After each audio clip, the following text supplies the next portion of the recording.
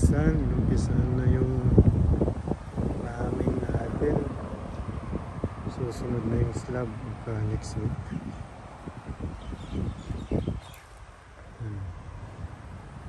Malit lang yung bahay na pinapagawa ko.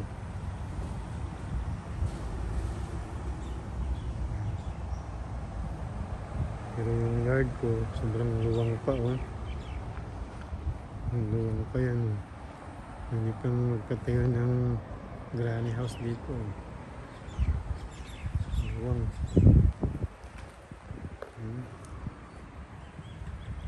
Luwang pa.